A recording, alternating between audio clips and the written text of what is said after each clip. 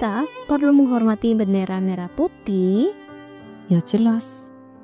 Kalau begitu, kita nggak perlu menghormati Tuhan.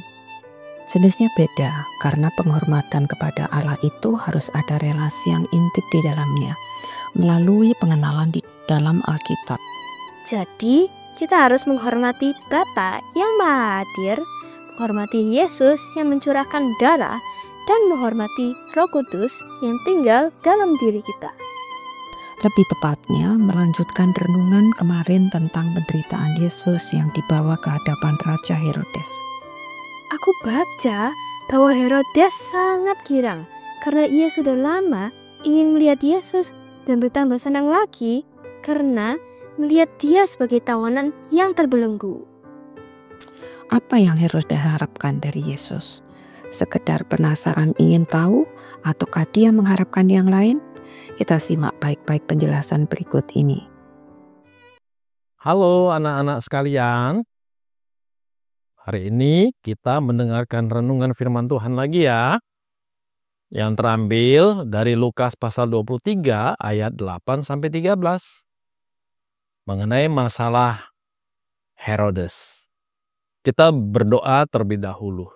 Tuhan, kami datang kepadamu sekali lagi, persiapkan hati kami, kuduskan, sucikan, agar boleh layak di hadapan Tuhan mendengarkan firman Tuhan.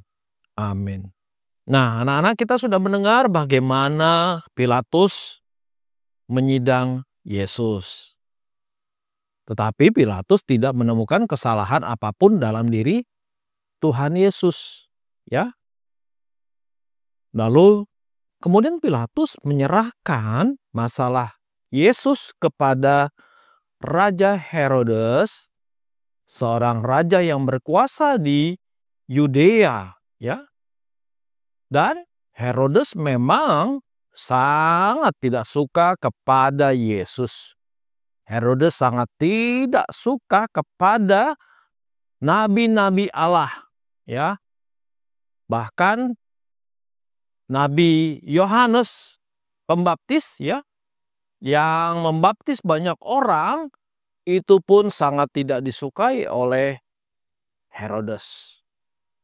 Herodes mungkin tahu bahwa Yesus memiliki hubungan sepupu dengan Yohanes, ya. Mereka berdua sama-sama nabi Allah. Yohanes Pembaptis adalah orang yang pernah dibunuh oleh Raja Herodes. Oleh karena Yohanes Pembaptis ini adalah seorang nabi yang sangat keras sekali anak-anak, ya. Yang menegur Herodes karena berbuat kejahatan, ya. Banyak sekali dosa-dosanya.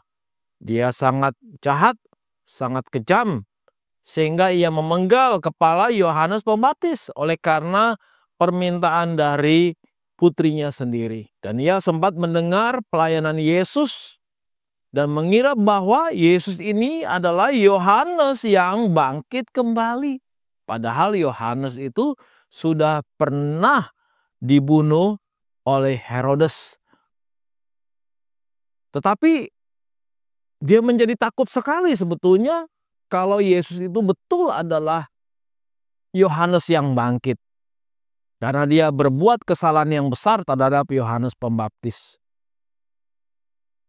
Nah, anak-anak, orang seperti Herodes sangat takut bahwa ada orang yang lebih hebat dan lebih berkuasa dari dirinya. Pada waktu Yesus lahir pun Herodes ini sudah ketakutan mendengar Yesus lahir. Yesus akan berkuasa, Yesus akan menjadi raja bagi orang Yahudi, ya. Maka Herodes memerintahkan untuk membunuh bayi-bayi, ya, yang baru lahir untuk dia membinasakan Yesus supaya tidak ada orang yang menjadi saingannya. Dia sangat takut kepada Yesus yang lebih besar, lebih hebat, lebih berkuasa. Karena Yesus adalah Allah yang maha tinggi yang menjadi raja atas dunia ini, ya. Nah, anak-anak, disinilah kita bisa melihat bagaimana Herodes tentunya pasti sangat senang sekali ketika Pilatus menyerahkan Yesus ke hadapannya untuk ia mengadili Yesus. Ya. Nah, anak-anak, ia mengadili Yesus dan mulailah ia menanyai Yesus. Ya. Tetapi pada waktu Herodes mulai menanyai Yesus, anak-anak, tak ada satu kata pun yang keluar dari mulut Tuhan Yesus. Ya. Yesus berdiam diri. Yesus membisu. Ya. Yesus tidak mau terpancing menjawab pertanyaan dari Herodes. Karena ia tahu bahwa Herodes tidak mencari kebenaran. Herodes hanya akan mencari kesalahan-kesalahan dari perkataan yang akan keluar dari mulut Yesus. Oleh karena itu Yesus diam 1000 bahasa dan tidak mau meladeni pertanyaan-pertanyaan yang diajukan oleh Herodes ini. Ya. Karena itu Herodes menjadi bingung. Ia tidak mendapatkan alasan untuk menyalahkan Tuhan Yesus. Ya. Herodes kemudian mulai menghina Yesus. Ya. Mulai mengolok-olok Yesus. Dan mulai melakukan berbagai perbuatan jahat terhadap Yesus. Tetapi Yesus tetap diam. Herodes didukung oleh orang-orang Yahudi yang lain yang berusaha untuk mencari kesalahan Yesus dan menemukan cara agar Yesus mendapatkan hukuman yang berat sekali. Tetapi mereka tetap tidak menemukan celah dari jawaban-jawaban Yesus. Yesus tidak menjawab karena mereka memang tidak akan mengerti apapun yang Yesus katakan. Apa yang Yesus katakan itu dari surga yang maha tinggi. Sementara pikiran mereka, orang-orang Yahudi dan Raja Herodes, itu pikiran yang berasal dari bumi, dari dunia. Maka mereka tidak akan mengerti apa yang menjadi kehendak Bapa terhadap Yesus ketika Yesus menjelaskan apapun tentang hubungan dia dengan Allah Bapa. Nah, anak-anakku yang baik, yang dikasihi Tuhan, cara Yesus menjawab, cara Yesus menghadapi orang yang membenci dia ini sangatlah bijaksana. Ya, kita harus belajar dari cara-cara Yesus seperti ini.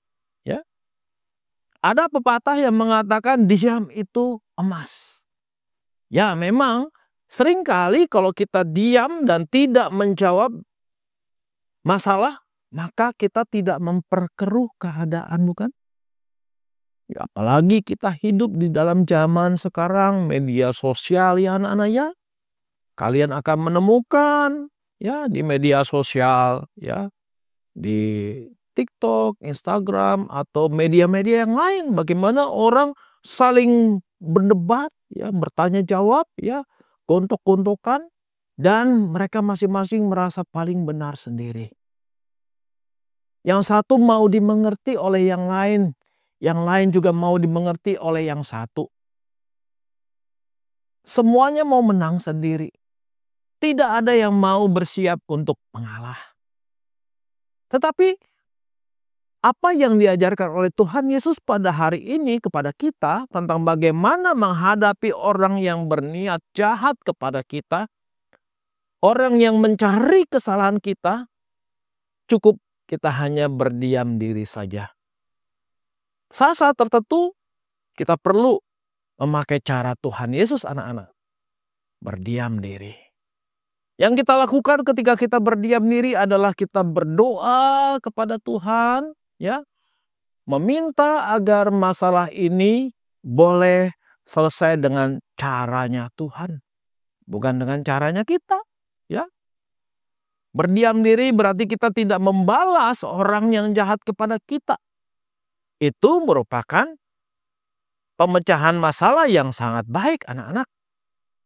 Daripada kita adu mulut, ya, berdebat, bahkan kemudian kita baku hantam ya secara fisik ya, karena kita mau melawan ya orang lain itu, maka lebih baik orang-orang seperti ini kita biarkan saja ya. Cuekin sajalah mereka. Jangan pikirkan mereka. Pikirkan apa yang penting. Banyak waktu kita yang harus kita gunakan untuk hal-hal yang positif, yang penting. Bukan untuk dihabiskan untuk berantem, untuk berdebat. Karena itu nggak ada gunanya. Nah, dari sini kita bisa belajar anak-anak bahwa marilah kita menjadi anak-anak Tuhan yang baik, ya, yang tahu kapan harus bersikap untuk menjawab dan kapan harus kita tahu bersikap untuk diam. Kiranya firman Tuhan ini boleh menolong kita untuk menghadapi berbagai persoalan di dalam hidup kita. Mari kita bersatu di dalam doa. Kami mensyukuri rahmat-Mu ya Tuhan, karena kami boleh belajar dari hikmat yang diberikan oleh Tuhan Yesus menghadapi serangan dari orang yang membencinya, Raja Herodes. Biarlah kami juga boleh memiliki hikmat menghadapi orang-orang yang membenci nama Tuhan dan membenci diri kami. Di dalam nama Tuhan Yesus kami sudah berdoa. Amin.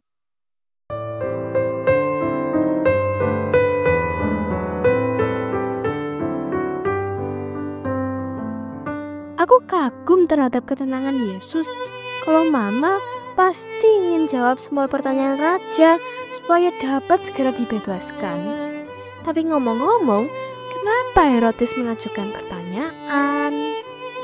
Ia mengharapkan Yesus membuat satu tanda supaya rasa ingin tahunya terpuaskan dan ingin melihat Yesus menunjukkan kuasanya.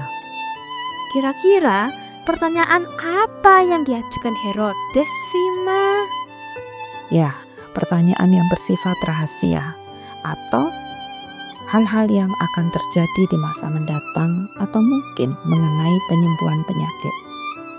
Sikap stabil dan tenang yang dilakukan Yesus memang sangat anggun. Di hadapan pengemis yang melarat, Yesus tidak menolak untuk membuat mujizat sesuai dengan kebutuhannya. Namun, di hadapan raja yang angkuh justru Yesus menolaknya. Memang hikmat Tuhan tersembunyi dari orang yang meninggikan dirinya.